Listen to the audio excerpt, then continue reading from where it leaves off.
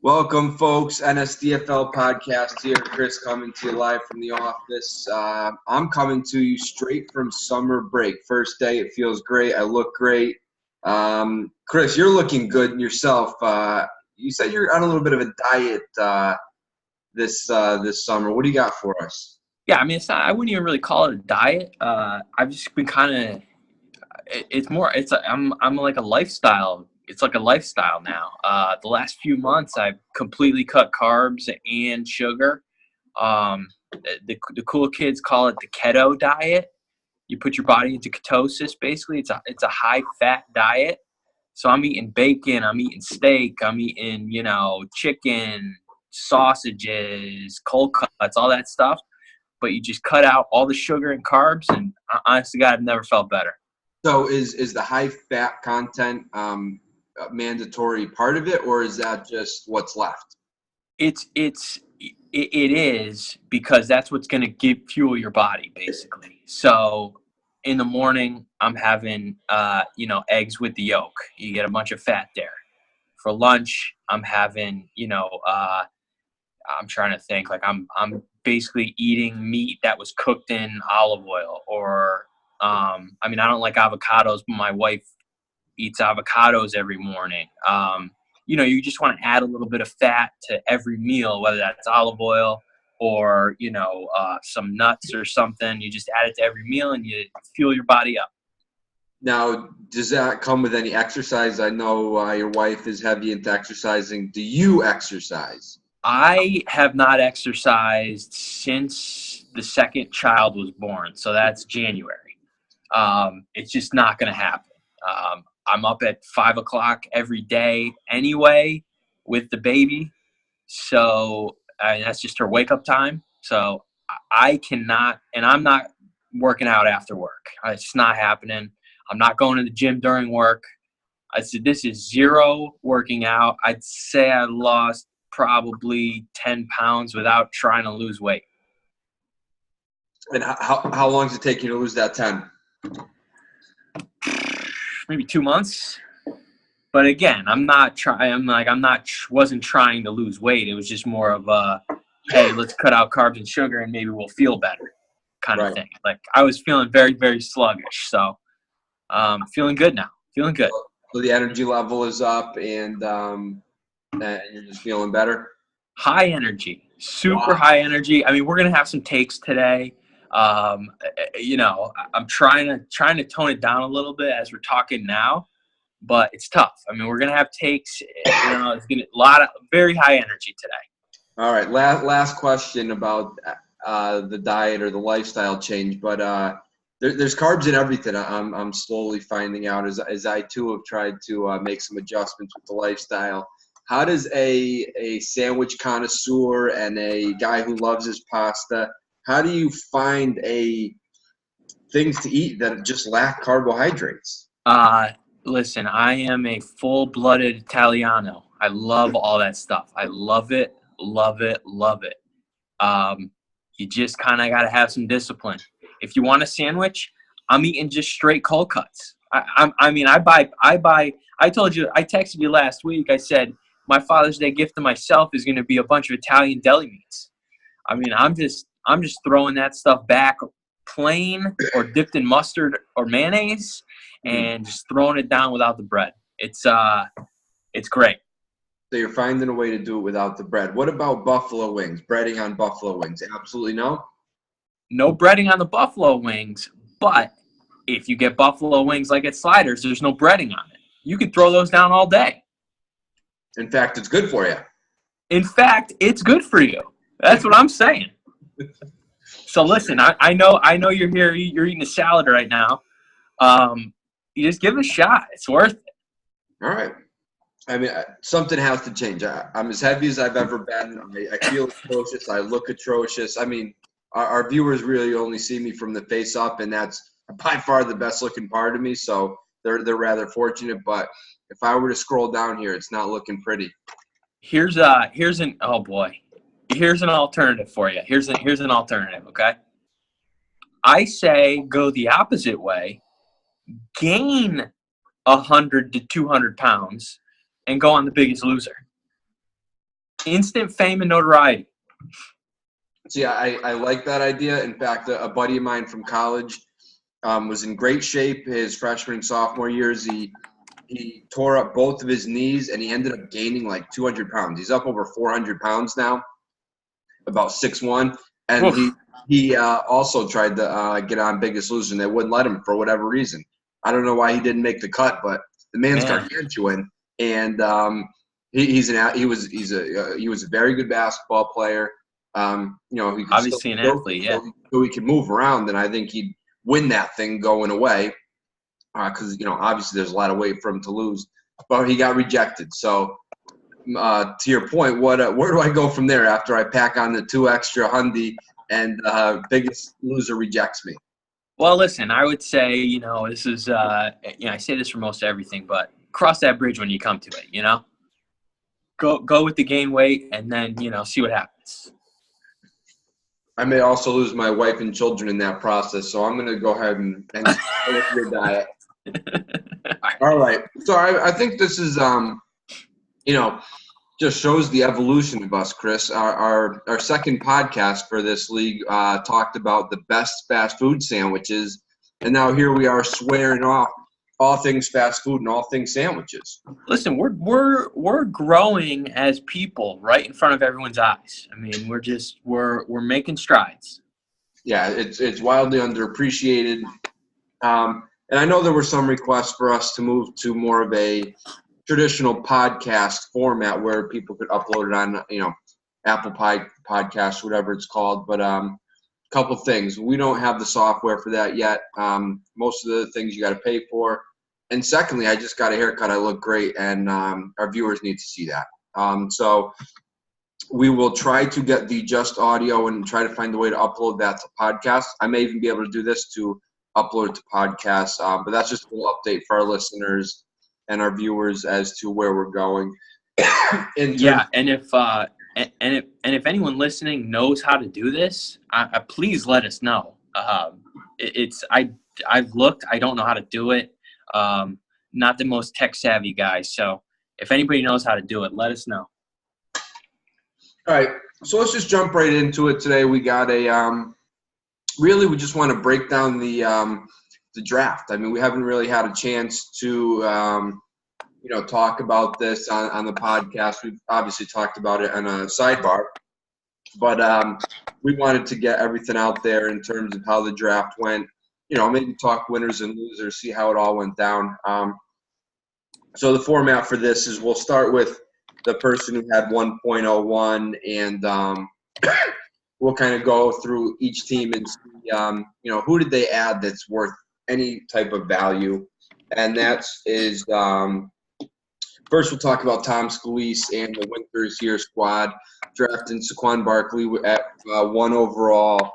No one loves him more than you, Chris, so why don't you talk a little bit about the pick by Tom? Yeah, I mean, I would say this is the easiest pick at 101 in many years. I mean, let me just roll out some numbers for you here. Some workout numbers from Saquon Barkley's combine. 97th percentile 40-yard dash. 99th percentile speed score. 96th percentile burst score. 96th percentile on the bench press. He's 6'2", 233. He's a freak, an absolute freak athlete. I mean, he was the second overall pick in the NFL draft. He's going to get all the opportunity in the world. I mean, it's just an absolute no-brainer pick. And frankly, it's the kind of pick that could turn Tom's franchise around. He's that good. He is that good. I don't know if Tom has enough around him, but I mean, I think Barkley projects somewhere around 1,400 total yards from scrimmage this year, maybe more on the top end. He's going 6th overall in redraft. I mean, I can't stop gushing about him. He's a freak. I love him. Somehow we don't have him anywhere between you and me, but good on Tom for not making the mistake there. Yeah, I probably, in some cases it was good because we traded for the 101 either last year or the year prior. But but you and I in leagues that we co-manage, we traded him away twice. I traded him away here in this league. So I traded away Saquon Barkley 3 times this year. And, a little off topic here, but we asked for some questions from our viewers as to who, or, that we should address on the podcast. And somebody asked, who do we think is the most overrated and underrated player this offseason? And for me, the most overrated is by far Saquon Barkley. Just to speak to, going 6th in redraft for me is ludicrous for a rookie. I'm basing that solely on what I've seen Barkley traded for, what I see on Twitter, the deals that are going down involving Barkley. So I think it was Graham who asked this question, or perhaps it was Bogue, I forget. But for me, the answer is Barkley. Obviously, I love this pick. I think he's going to be very good, but some of the value that he's yielding is just, for me, out of this world for a rookie. Yeah, that's actually a good point. Game theory wise, just trading the 101 was absolutely the right move this year. The King's ransom that we've been seeing on Twitter and in other leagues that teams are getting for 101 is just completely outrageous. I mean, you got what, 4 picks? 4 picks, including 104. Yeah. So, I mean, it's crazy the amount you can get back for Barkley. Now, listen, Tom wants his guy. He got his guy. That's fine. I'm not going to begrudge that. But, you made the right move for your team to trade the pick because it basically jumpstarts your rebuild by getting all those assets. I mean, that's the long and short of it is, I think, just from a game theoretical perspective, trading the 101 this year was absolutely the right move. So, player aside, you almost had to trade the pick. Here's the thing. I think Tom got a great deal on it looking in hindsight. I sold him way too early.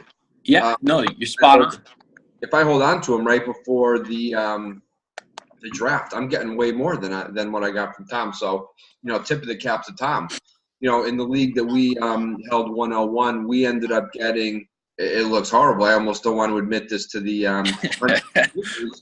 we traded right at the end of the season. We traded 101 and Jerick McKinnon for Derrick Henry and Leonard Fournette.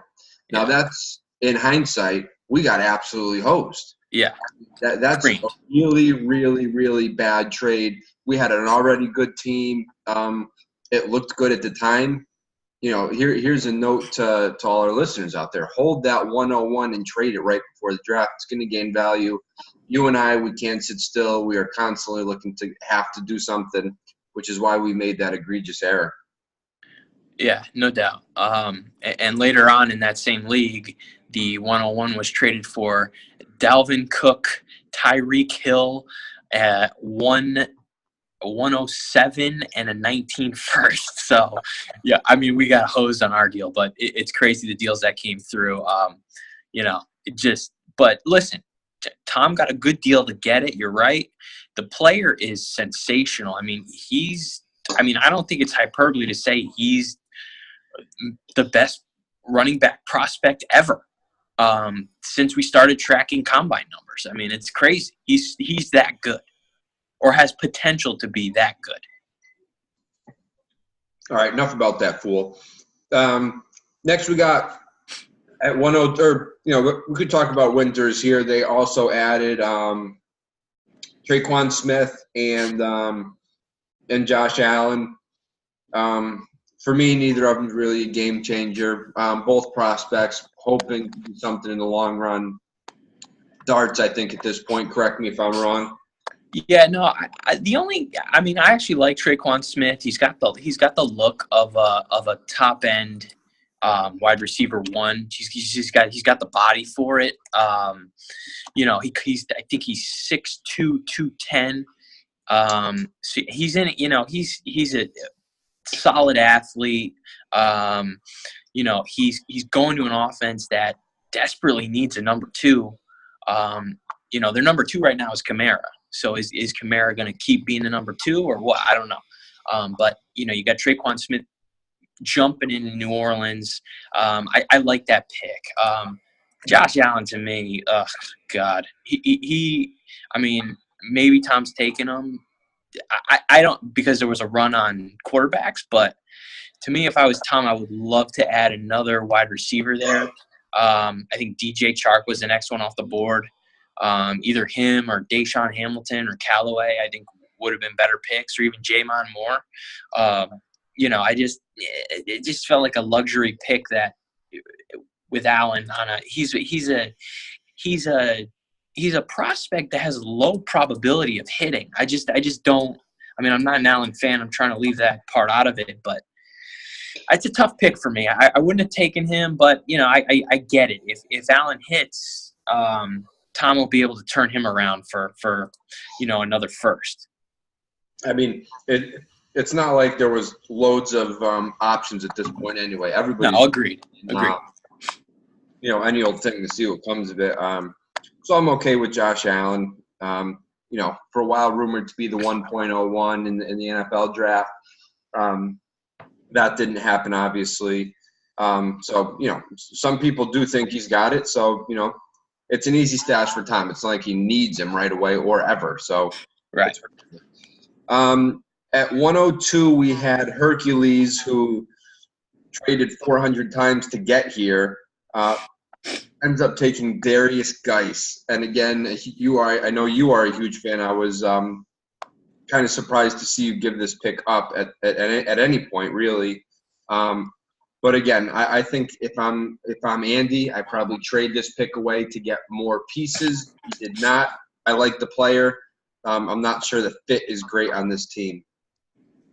Yeah. I like, listen, I like Geis. It's the chalk pick at 102. I haven't seen anybody jump him really outside of the very occasional, some other running back there. So, I like the pick for Andy. I'm with you that I'm not sure it fits the team. I mean, but he's a very young prospect. I think he just turned 21 like yesterday. So he's got some time to develop. I think he's going to be used right away, though, and be very good right away. So, I think in terms of value, Andy picked the guy with the most value. So if he can either keep him or if he wants to flip him, I think he's got a good shot at flipping him for a very good price. Look at Dalvin Cook's value right now. It's off the charts. I think Geis is better than him. So if he gets off to a fast start, maybe he flips him for a couple firsts plus, I like the pick. I have no problems with it. It's a very good pick for Andy. Yeah, scrolling through the rest here, he ends up at 11. He picks up Royce Freeman, who it looks like a bargain here at 11. I really like that pick. I don't think he's far off those top 3 or 4 guys. He's at 9, just to jump in. He's at pick 9. Sorry, I was looking at the spreadsheet incorrectly. So still at 9. That's still a good solid value pick, I think, there. Which is another reason I think Andy would have benefited from bumping back a little bit. Maybe he picks up maybe he trades back from the 2 to the 5 or 6 or even 7 and, gain something on top of that. It's just more firepower for him. But I do like Freeman there at 9. And then he grabs DJ Chark in the second, Deshaun Hamilton in the second. Again, like we just talked about those guys. Chark looks to be, at the top of that second or third tier here. Excuse me. But again, who knows what's going to happen with any of those prospects? Yeah, I mean, the wide receivers he took, they're low percentage flyers, but that's okay. That's what he needs. He needs to take those guys that have a shot at returning some value. I mean, I think he's, he needs that. That's what his team needs. His team needs as many shots at receiver as he can stand. And then look, I love the Royce Freeman pick at 9. I tried to get into there. I never really had a shot. I didn't have much to give, but I love that pick at 9. I think Freeman is an excellent prospect. I think he's basically the no-brainer 109 for me in every draft. So I have him as high as 7. There were some interesting picks picks ahead of him in our draft, which we'll go over. But yeah, no brainer for Royce Freeman at 9. Love the pick. I think he's got immediate opportunity again. Same as Geis. He's got immediate opportunity and immediate chance for Andy to flip him if he wants, or just ride it out. So it's a very good pick there. Yeah, I mean that's it. It's a solid draft overall by Andy. I think he got value everywhere he went at every pick. This is a very good overall draft. No real mistakes, no reaches, and that's what you want to see from a rebuilding team. Yeah, good point. Moving on to 3, 4, 5 here, accidents. Speaking of reaching, speaking of making mistakes, we have the accidents here. He got picks 3, 4, and 5 from you in the Todd Gurley deal. At first I hated it for him. Well, we talked about this before. He actually did get a pretty good return on Gurley. And for me, he pisses it all away here. Part of my language, listeners. But how he doesn't go running back here is the first egregious thing that sticks out to me. Taking Calvin Ridley at 5 is bad. There's no other real words for it. It's inexcusable. It just impacts the rest of the draft. And you got to look at overachievers at what's that? 7 and 8. 7 and 8 ends up getting Chubb and DJ Moore falling right onto his lap, which are great. You pass on Rashad Penny as accidents. I'm a big Penny guy. It made me. I was sick to my stomach to see this. Let me fill in the gaps while you're out of words there. So you've got Ronald Jones, Sony Michel, Calvin Ridley at 3, 4, 5, right? Now, okay, I think most people have had a tier of running backs of Geis, Jones, Michel, Penny, and Chubb all in one tier. All right, so I don't even begrudge the Jones and Michel pick. There are people out there who like them better than Penny and Chubb. I get that. That's fine. He likes them better. That's cool. They've got immediate opportunity. They're not bad prospects. That's fine. But Ridley is the one that's iffy. I actually like the fact that he went wide receiver at 5, but Ridley is an inferior prospect in every way to DJ Moore. There's not one thing you can point to about Calvin Ridley that is better than DJ Moore. If you want to go wide receiver, go DJ Moore. Moore was a prolific college producer. He's an elite athlete. He runs every route. He's about as clean a prospect as you can find at wide receiver. So if you want to take him, if you want to take a wide receiver, take DJ Moore ahead of Ridley. Now, if you want Ridley, you have to move back. You have to move back. I don't care if you move back 1 pick and pick up something, move back 2 picks, pick up something, move back 3 picks, move back 4 picks. You could probably move back 5 picks and get Calvin Ridley at pick 10 ahead of Dirty Mike. That's a good point here. And, speaking from just a purely value standpoint, there would have been no shortage of people who would have loved to jump up into that 5 spot to take a running back. We're starting to see this shift in the thought process, and these running backs are holding so much value. And we've seen these rookie wide receivers flop year after year over the past 2 or 3 years. And I thought was going to be the year that it's just pound running back almost 6, 7 in a row before we even see the wide receiver come off the board. I didn't know that at 5 we were going to see the first wide receiver coming off the board. And like he said, it was Calvin Ridley. Listen, I don't hate Calvin Ridley. I don't either. He's fine. He's fine. In that national championship game, he looked like an absolute non-factor. He's going to a nice spot, I think, with Julio Jones, eating up all that coverage or drawing, multiple looks. I think there's a possibility that Ridley does really, really well in the slot there. I don't know. I don't know. And you know what? We could be eating our words in a couple years when Ridley's an absolute stud. But again, for me, wide receiver side, you got to just take the running back there. Yeah, I mean, especially if you announce to the league, hey, I'm taking Ronald Jones and I'm taking Sony Michel at 3 and 4. Well, guess who's shaking in their shoes a little bit? I mean, everybody else behind you says, "Oh God, he's going to take a third running back." We just saw 2 come off the board, 4 in the first 4 picks. All of a sudden, it's dried up a little bit, and you create a little more demand. I mean, even if you can only move back 1 spot or 2 spots, and all you can get back is a couple thirds, at least you've still gotten your guy, plus you've gotten a couple extra pieces. I mean, granted, it might not be much, but yeah, it's just it's a bad play. It's not optimal. It's and that's not what you want to see from a team that desperately needs to rebuild, frankly.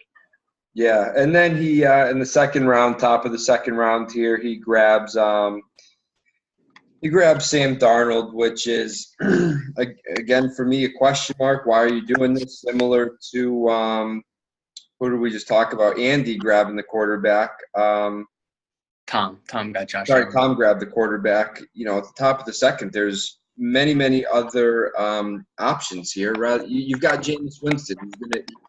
He's what, 25 years old? Yeah. And he's going to be your quarterback for the next 13 years. There's nothing that's going to make you bench Jameis Winston, I don't think. Certainly not in favor of Sam Darnold. And we've seen in this league that the quarterbacks just don't get moved. People hoard the quarterbacks.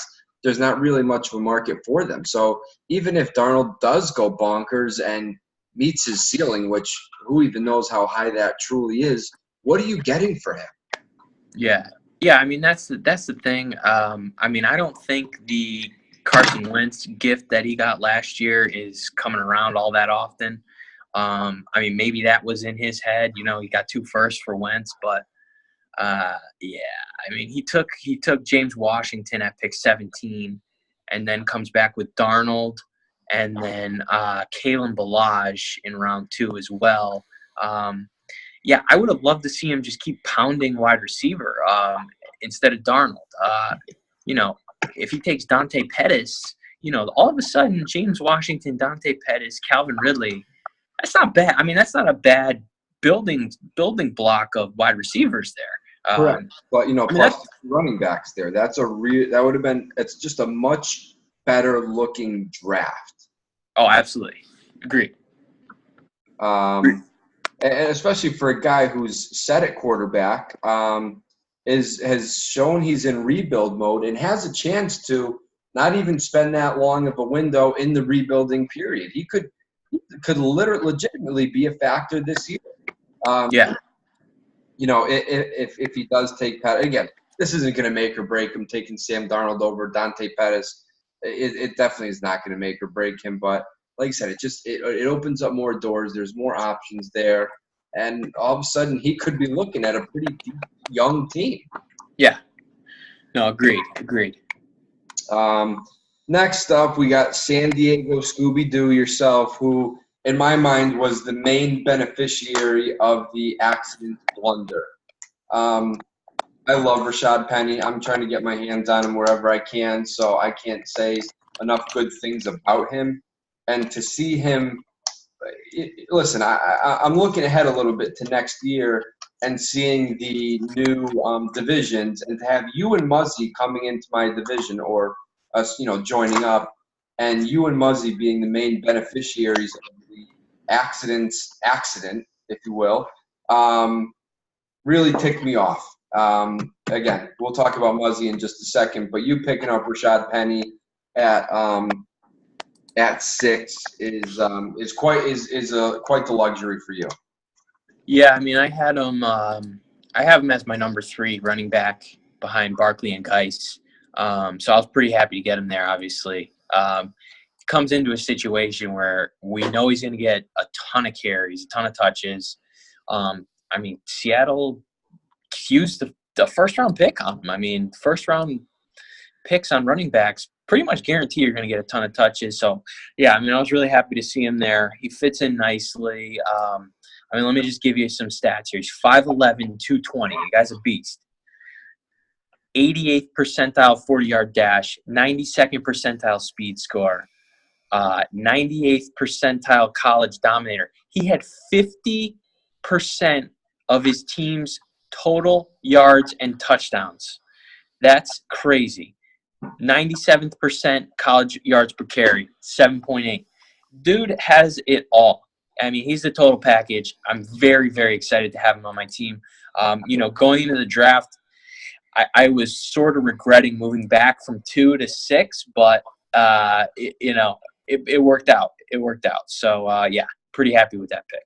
What would have been your play if Rashad Penny wasn't available? Are you going to go wide receiver? You probably got to go running back again, and you're going to grab Chubb, Freeman, Johnson. So if instead of Calvin Ridley, he took Penny, and it was Jones, Michelle, Penny. Yep. I think I was going to try and trade back to 9 or wherever I thought I could get Royce Freeman. Okay. Honestly, I just at the time, I like Nick Chubb quite a bit, but I don't think he's going to be that impactful this year. I think next year's the year for him. We'll talk about him, but yeah, that would have been my move, is to try and move back to maybe where Andy was sitting and try and get Royce Freeman there. Yeah, no other notable picks for you as I look through here. I didn't have any other picks, period. So that was it. All right, moving on then. We got Muzzy here, overachievers at 7 and 8. He grabs DJ Moore and Nick Chubb. Again, I think he benefited from accidents here as he's able to land Nick Chubb here, which again is probably at the back end of that top tier that we were talking about. So he's fortunate enough to pick up a running back there. So he picks up a top-tier running back. He grabs in my eyes, and I think your eyes as well, the top wide receiver of the draft. And all of a sudden, things look much better for Muzzy here. Yeah, just to me, he was the number one winner of the draft, period. Granted, it was a little, he was fortuitous, but look, part of this game is just not making a ton of mistakes and just taking the value as it presents itself. DJ Moore is just an elite wide receiver prospect. I talked to him about him already. Nick Chubb, he looks fantastic. He looked fantastic at the combine. His last year in college looked great. I think he's a great running back prospect. It's a little crowded right now, but expect that to change next year, as early as next year. I actually tried to trade Muzzy to get Chubb. I offered him 219 first, and he declined. He just wanted Chubb. So, it's a great pick for him. It helps restart his franchise, really. He was, not many people realize his team got old really, really quick, old and bad. And, to add those two guys to his squad just really puts it in a different light. I think there's real chance to be competitive, especially in the future, as soon as next year, I would say. Yeah, I know that you and I both, via text message, tried to convince Muzzy that it's time to rebuild, give up everything you got this year. Let's start to look towards next year. We, both of us went after Demaryius Thomas pretty hard. One of his quarterbacks, Tevin Coleman, Pierre Garçon, guys, like you said, that are getting a little bit long in the tooth here, offering him some young picks. He's deciding to stay the course. And I think it looks pretty good for him because he keeps those guys who are going to be impactful this year. Plus, you've added those two guys that appear to be, impacting the game this year. So, I like you said, Muzzy was a big winner here. I agree with that. I'm not happy about it since I am going to be in his division next year. But nice job by Muzzy here. He also grabbed didn't he grab somebody in the second? He had no second round pick. He had 2 at the very top of the third. He grabbed Oh, Kiki. that's right. Kiki Kuti, who seems like it's a pretty good value pick here at the top of the third. There's been a lot of puff pieces about him recently from some pretty good teams on Twitter, saying that he could be the guy in the slot in Houston. And with Deshaun Watson getting all this love as being the next, the next great thing, it's not a bad spot for Kuti to be, and for Muzzy to get him in the third. Yeah, it's a very good pick. Not much else I can add to that. It's just a solid pick. Again, just a case of Muzzy just not making mistakes, just taking the value where it is and benefiting. He's a solid pick. He's one of the better lotto ticket wide receivers in the draft, just in terms of opportunity. So yeah, I really like what he did there. Moving on here, we talked about Andy's pick at 9. Then we move on to 10 and 11, which was Dirty Mike here. He traded A.J. Green here he picked up 10, 11, and I think 13, which he traded away. Or maybe it was 10, 11, 12, I think I gave him for A.J. Green. I don't remember. Anyway, he grabs Cortland Sutton at 10. He grabs Kerryon Johnson at 11. And he grabs Anthony Miller at 15. I love this haul for him. I think it's I thought he sold A.J. Green a little bit light. And even after this draft, I still believe that a little bit. But here's a pretty good haul. As we see, it starts to drop off pretty significantly. And for me, he got the last of the – I don't know, maybe usable is the right word. The last of the usable players here. Really like Sutton. I love Johnson. I think he eats up all the carries in Detroit. Anthony Miller is a guy that there's a lot of really good things being said about him that he's going to do. He's going to have a role in Chicago with Trubisky, A-Rob, that whole new core there. And Anthony Miller is projected to be a part of it. Yeah. I think Mike got really fortunate here to have Kerryon Johnson slip to him. We've seen Kerryon Johnson go in the top 8 in most of our drafts, and to have him slip to Dirty Mike at 11 is very, very good for him. He desperately needed something at running back, and Kerryon Johnson should fill that void. So it's a very good pick. I don't love the prospect personally, but it's still the right pick. Sutton arguably has the most upside of any wide receiver in this draft. He's the true Julio Jones type potential. Now, it is a long shot to get there, but he's the only one with that kind of potential on him, which is certainly makes him a very good pick at pick 10. I agree about Anthony Miller. Everyone's saying nice things. It looks like he's the lead for the starting slot wide receiver in Chicago, which looks to be turn into a high octane offense this year. Really like it. Very good haul for Dirty Mike. Quietly a good haul. I didn't realize until now that we're going over it that he made out this well.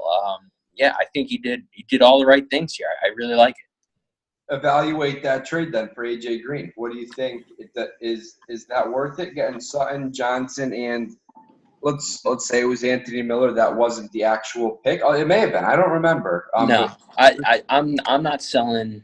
I'm not selling A.J. Green for late first round picks.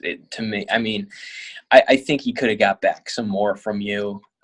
Maybe instead of switching one of those picks, maybe he gets a different player or something. Maybe it's Josh Gordon and 2 picks or something like that. That's it. To me, it's light for AJ Green, but listen, I get it. If he wants to reset the clock, then yeah, that's the move you make. It's probably the best offer on the table, and it's a move you make. Yeah, they definitely got good quantity. It's and the quality is going to be remain to be seen. He goes and grabs Dallas Goedert late in the second round. He's whatever for me. You hope at some point he's useful, but it's not going to happen next year. And he's going to be buried behind Ertz. Yeah, I understand the NFL pick. I don't understand why he went so high in some other drafts that we've seen as well. So for me, it's whatever. I'll go there. Yeah, I mean, the sneaky pick for Mike is actually 2 picks after Dallas Goedert. He takes Naheem Hines. That guy has the potential to be Indy's version of Duke Johnson, playing in the slot, getting 60 catches potentially. That one could work out. I really like that pick at the very end of round 2. I think he was one of the best second-round picks. Really like the player. I think he's got a great shot to carve out a role, which is pretty much all you're hoping for with a second-round pick. Yeah, that's arguably one of the better value picks, I think, in this draft. So good for accidents there. Next up, we got Jimmy at 12, Nahom Jerome, taking Christian Kirk. Then he takes Josh Rosen at the top of round 2. And that's it for Jimmy in the top 2 rounds. Again, it's who you have to pick here. I think Christian Kirk is a fine pick here. I don't know what he's going to give Jimmy. Christian Kirk's been kind of all over the map in terms of his value dating back to last year when he was valued quite highly. He's been he's been leapfrogged by a couple of guys, but there's always been the thought that he could really, really be something. And so I think it's a really good pick for Jimmy. He's fortunate that he fell to him. Again, it's just a rock solid pick that he just did it, not making a mistake there. And after this, that I think we start to see the drop. Christian Kirk was always billed as kind of the last guy before the significant drop off, the real wild card. Yeah. So Jimmy does well as an elite team to grab the last of the elite talent. Yeah, I would agree. I think there's a definite drop after pick 12. There's some tiers in between, but after pick 12, it starts to get very dicey. I think, candidly, Jim would have liked to move up into the top 8 if he could, but that was tough to do without really making a sacrifice. So I don't think that opportunity really ever presented itself. Well, he was there, if I remember correctly. Wasn't he at 6 for a while, then gave that to Andy, then Andy moved to 2?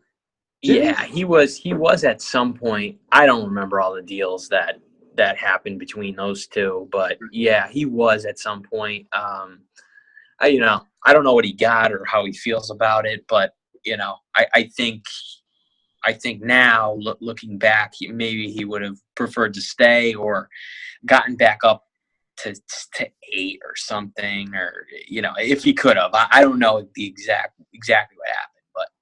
Yeah, I think given his choice, I think he would have liked to move back up. And then we got Josh Rosen here at the top of round 2, which is I like it. I think he's a good pick in super flex leagues. But as we've already talked about ad nauseum here, these young quarterbacks have shown that not much is going to materialize here. And again, I could be wrong, and this could change maybe the next couple of years. And again, you think about that Wentz deal. What did Goff go for? Didn't Goff get traded midway through last year? Do you remember that? Yes, but I don't remember what the deal was. He just got traded this offseason too to ABG for basically Will Fuller. Okay. So, which is fine, whatever. Yeah, I mean, look, arguably Jimmy's biggest need was a second quarterback. So I have no qualms with that pick. I mean, I really don't have any issue with what Jim did in this draft. I think it's fine. It's nothing flashy, but he doesn't need flash. He's got enough flash in his team already. Just two cold clinical picks for him. Smart. I mean, if I'm Jimmy, am I trading maybe a third or just a real shitty prospect for Joe Flacco and then draft Lamar Jackson here? And I think it looks a little bit better. He's a bit tighter for his Cam Newton backup this year. And the future is really bright, I think, with Lamar Jackson. But again, Jimmy's got Newton locked up for the next 10 years easy. So, I don't know if this did solve any problems for Jimmy. Is Rosen guaranteed to get this job? And if so, how is he a sure thing for a high floor type of guy? I don't know. I don't. No, I mean, there's really with Baker Mayfield off the board. I don't think there was much of a sure thing left. Even Lamar Jackson's not a sure thing. I mean, I like him as much as anybody, but I mean, look, I think it's fine. I don't. I mean, I think Rosen's gonna be a steady guy, maybe an Andy Dalton type guy you can just rely on to get you a decent floor every week with some potential for some upside. But yeah, I mean, it's just like I said, really no problems with the pick. All right, next up, we may wear out the rest of our time talking about this fella, but we got Ruby here taking Mike Gesicki at 13. We've got him taking Baker Mayfield at 16. We've got Dante Pettis at 20, or what's that, at 18, 19, 20-ish. And then that's it. So you were very outspoken about these picks a month ago when they happened. So why don't you tell us your thoughts here? Yeah, I mean, look, I'll try and take it a little easy here.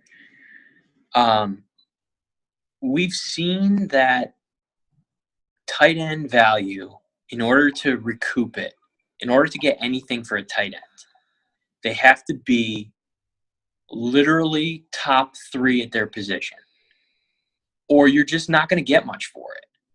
You're just not going to get much for them. The middle tier guys don't get moved pretty much at all. And frankly, the same thing can be said about quarterback. So Mike has a million different holes. I mean, his best player on Yahoo rankings is Alex Collins. Okay? That's not good. To me, I just don't get it. When you have the ability to reset your wide receiver core, you could have gone Michael Gallup or Anthony Miller at 13. You could have gone James Washington at 16. And then you had Dante Pettis in round 2. All of a sudden, Miller, Washington, Pettis is something. I mean, you've got a chance there for one. Even if one of those guys hits, you can flip them for basically better than what you just. I mean, for more than what you spent on them. I mean, Gesicki. Okay, tight ends. No, I mean, look, Gesicki is a freak athlete. He's a really good prospect. I get it. I mean, I think he's a great prospect. He was the best athlete at the combine, like not even exaggerating. He has, 97th percentile spark score. Just a freak athlete. He's got potential to be a top 5 tight end. But how long is that going to take? Tight ends take 3 years to develop unless something crazy happens. Right. I mean, you look at last year's tight end class, which was billed to be the next best thing, where you had Njoku, you had Ingram, you had Howard. And really out of those 3, the only player who was moderately impactful was Evan Ingram. And even still, he's not fetching you a first after last year, I don't think. Maybe a late first? I mean, ABG wants OBJ level prices for him, but that's beside the point. No, but you're right. And look at why Ingram produced too. Sterling Shepard was out for a while. Beckham missed the entire year. They had no running game to speak of. It was him and Roger Lewis. I mean, if those are your 2 options, who are you throwing the ball to? I'm throwing it to Evan Ingram. I mean, he gets all that stuff back. They get all those guys. They get Shepard back. They get OBJ back. They add Saquon Barkley. I mean, you got to project a downtick for Evan Ingram this year. And so, it's just a weird pick to take Mike Gesicki there. I just don't understand it, especially with a team with so many needs. Yeah, even the other high-flying tight ends, O.J. Howard and Njoku, I think their owners are praying they get something out of them here in year 2. I don't think either of them are a guarantee to really do anything special. So we're looking at another year of development to see any sort of real production out of those 2 guys. Same with Ingram. Like you said, you got to, count on a little downtick from him and, maybe get a little uptick from the other two, but it's still nothing that's going to yield any sort of return. And again, with all the hold on that Ruby squad, those were the two positions that I think you stay away from at all costs, and he took one of each. Yeah, no, I agree. Okay, so here's my theory here. I think everyone kind of saw the Carson Wentz for 2 firsts deal last year, and now they think these quarterbacks are going to fetch that. Like any young quarterback who hits is going to fetch that. Is anybody else in the league besides Jeff ever making that trade with anybody? No, I don't think so. I mean, look, I just don't see it with the quarterbacks. I mean, it's very hard to trade them. Like, I mean, I'd sell any quarterback right now for 2 firsts if somebody wants to give it to me. Yeah. I mean, like instantly. I don't care who it is. So it's. I think it's just rare, and I think it's skewed the draft a little bit. With people just looking to grab these quarterbacks. Yeah, I mean, he's got Trubisky too, which makes the Mayfield pick even weirder.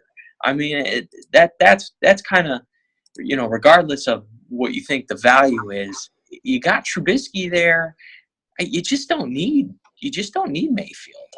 Yeah, I think another thing that may have led to this was I was talking with ABG a month back or so, and I don't know if I've shared this over the podcast, but he was, when he was talking about taking Mayfield, if he was available, or Darnold, I forget what he was saying, but he kind of made a good point, is that, he thought people were going to be drafting like this because you have they're not sure things, but they have the potential to be something much more than a DJ Chark, a Traquan, right. Dante. Yeah. And, that coupled with the Carson Wentz thing, people say, hey, I'm going to get somebody who might give me a return this year. And, Baker Mayfield's not going to lose his value after this year at all. The Browns are going to stick by him. Even if he doesn't play, his value is not going to be hurt. And I think the same can be said about, pretty much all of those top, 4 or 5 quarterbacks. They're not going to lose value this year. I do agree with that premise. I agree with that. The problem is what's their value to begin with? It's really not. It's not as high as a wide receiver. I mean, it's just not, or a running back. They're just not as valuable. It's just right. To me, it's as simple as that. But look, let's on to the good of what he did here. I really like the Dante Pettis pick. I think that's a potentially very good offense, and it gives him a shot at somebody hitting for him. That was a very good pick by him. A pick I would have made, definitely. I would have actually considered that pick at pick 16 where he took Mayfield, but at the top of round 2, I think it's an excellent pick by him. Yeah, definitely. Again, we got to see how this team plays out, but again, he doesn't have a first next year, doesn't have a first the following year. He needed to do well with this draft here, and I don't think that he did. Yeah, I mean, look, especially, yeah, I mean, look, he can't start Baker Mayfield this year. He probably can't start Mike Gesicki this year.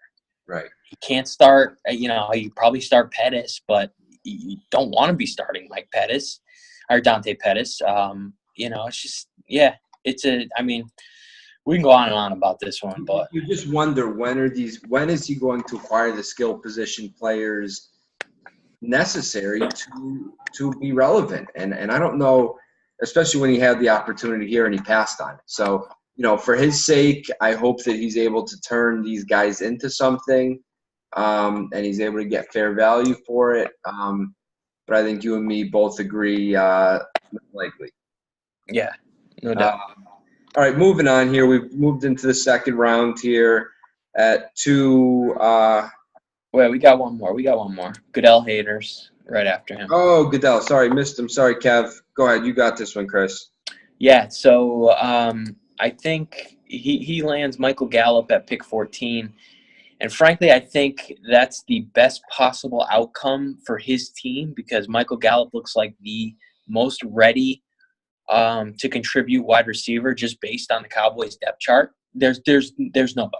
I mean, there's nobody. I think, they called me for a tryout. I had to decline, unfortunately.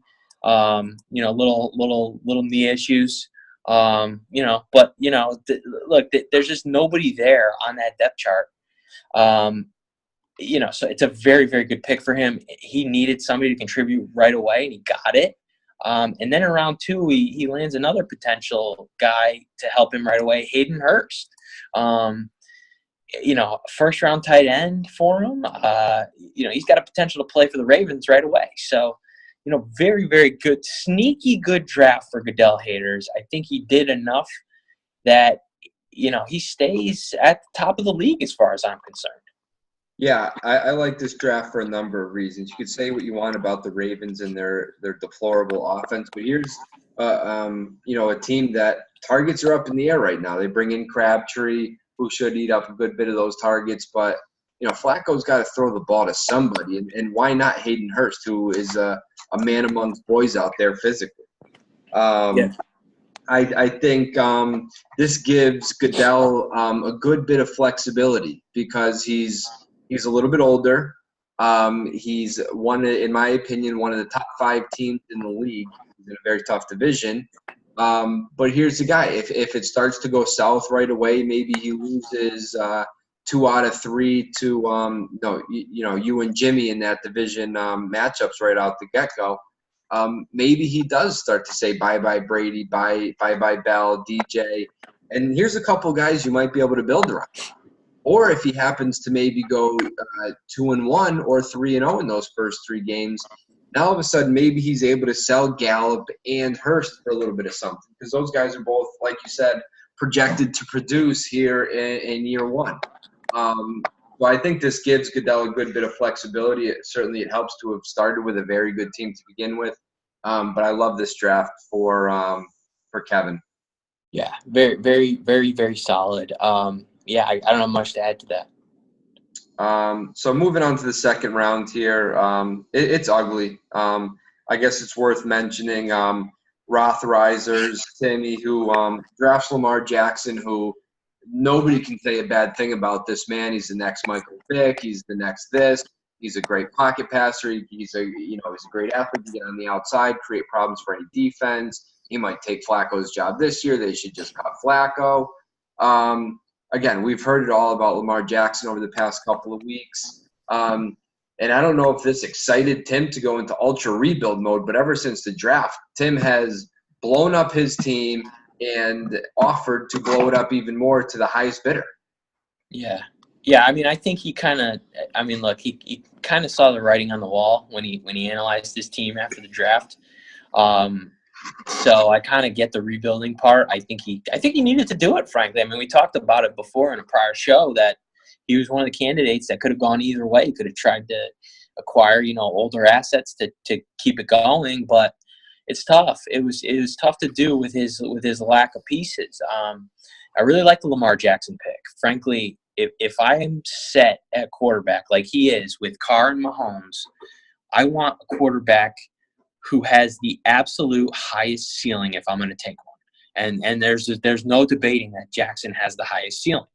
I actually think if Ruby had taken Lamar Jackson first instead of Baker Mayfield or traded back, I know he traded up to get Mayfield, which was making it even more egregious. But if he'd stayed put and taken Lamar Jackson, I don't think we would have knocked him because he's got Trubisky and then he adds Jackson to just high ceiling. It's gonna be high ceiling, take a shot, that's why I like it for Tim here. He's set at quarterback.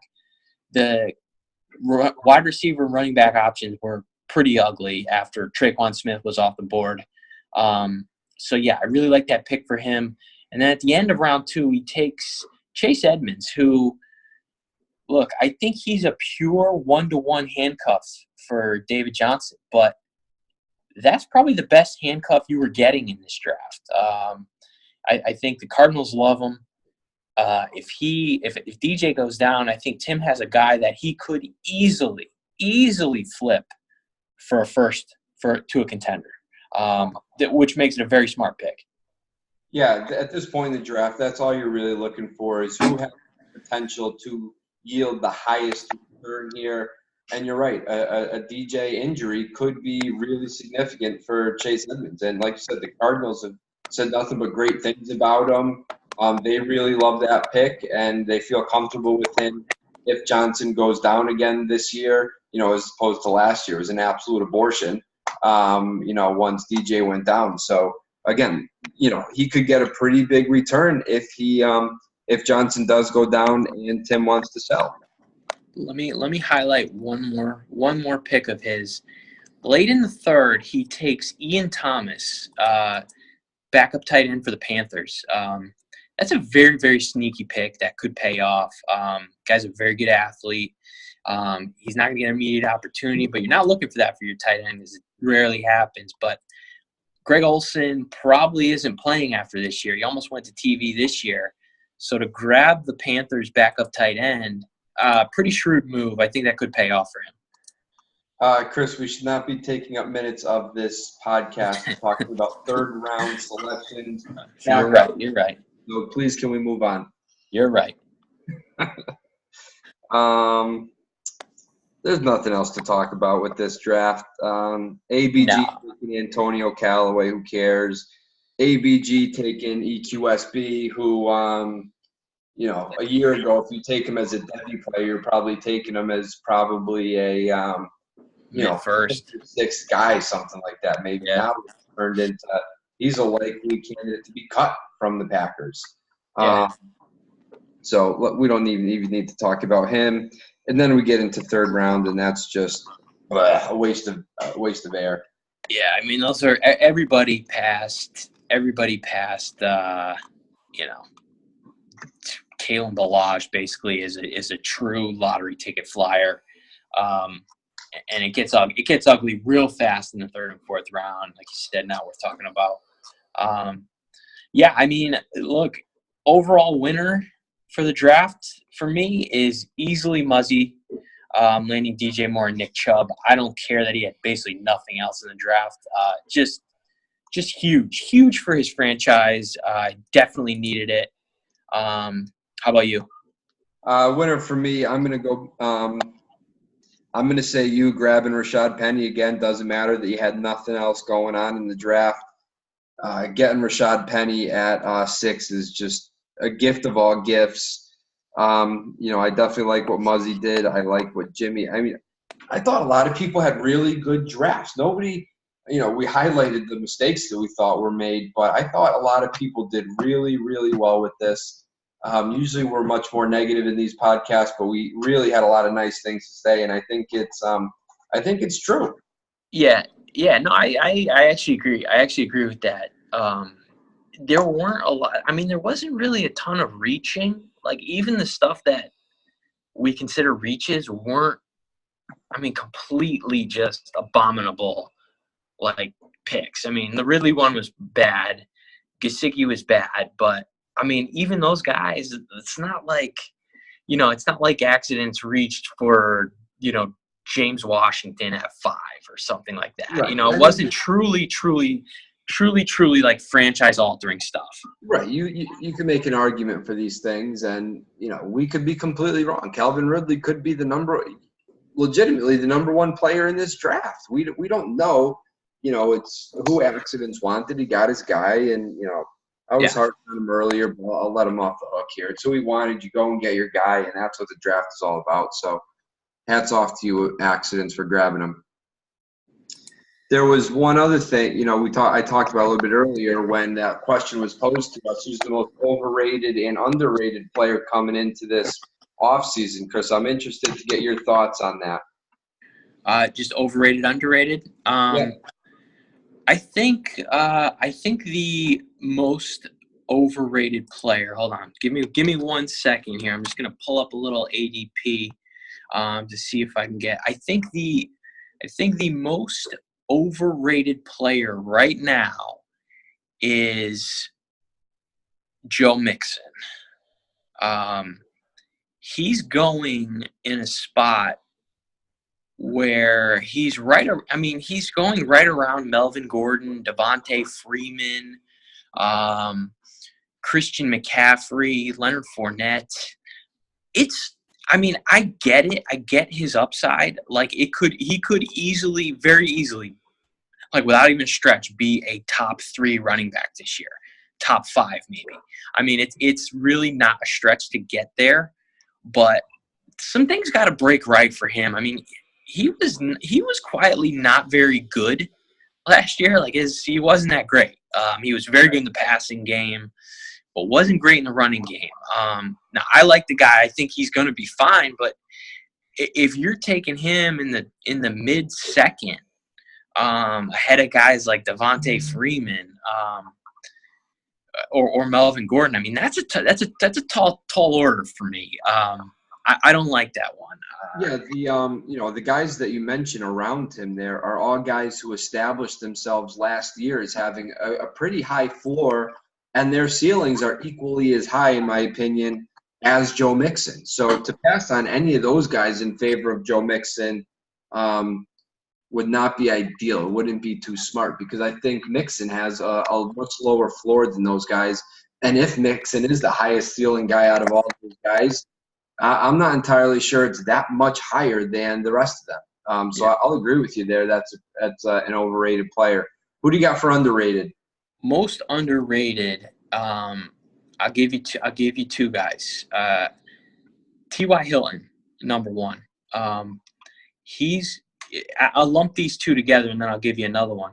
T.Y. Hilton and Doug Baldwin are both going in the late 3rd / early 4th. To me, those guys have a chance to – Baldwin has a chance to lead the league in targets, number 1. Hilton is the only show in town on the Colts. I mean, can you even name anybody behind him? I mean, it's Maurice Fountain. Yeah, it's ugly stuff. So I got those two guys, and then a little deeper, I think Aaron Jones is highly, highly undervalued. He's going in it's anywhere from the 7th to the 9th round. And the guy he looked special last year. I really like that guy. There's no guarantee he carves out a share, a full share of the Green Bay offense, but if he does, I mean, he could easily return 3rd round value. I mean, that's to me, those are my 3 underrated guys. Yeah, I like that Aaron Jones selection. But maybe even more egregious than him is Jamal Williams is not even talked about in these drafts. I mean, we're seeing him sometimes go not even, I wouldn't say not drafted, but way late in the mid to late teens. And double-digit rounds for sure. Here's a guy who was outstanding last year. Nice things continually are said about him, and he's not letting Aaron Jones just have this job. Yet nobody's even talking about him. But for me, again, I base this solely off of trade value and stuff. And the most underrated player for me is, and you're going to certainly commiserate with me here, is Jarvis Landry. Certainly he's going to a worse situation where he's not going to be force-fed the ball. But, you and I know, as we own him on pretty much every team that we have together, we can't get rid of the guy. And all we're looking for is a little bit of return. We know we're going to take a loss, but we can't even take a loss on the guy. It's this guy. You continually say that he is toxic, and it's true. Why does nobody want this guy? I don't understand it. I get why people don't want him. He's very volume dependent, but they just paid him like $80 million. You think they're not going to give him catches? I mean, like he's not. Obviously, nobody can sustain the pace he was on in Miami. But I mean, it's not like he's dead. He's going to be fine. I mean, he's going to be fine. How old is he? He is, hold on one second, I'll pull it up. He is 25. I mean, he's got another 8 years. He's had at least he has seasons of, 80-plus receptions in, I think, every single one of his seasons. He's, I'm not overly upset that we're stuck with him in every single league that we have him. And then, of course, I asked Graham, hoping that he also undervalues Jarvis Landry, hoping I can maybe get a bargain. Of course not. Graham does not undervalue him, was not given any sort of discount on Landry.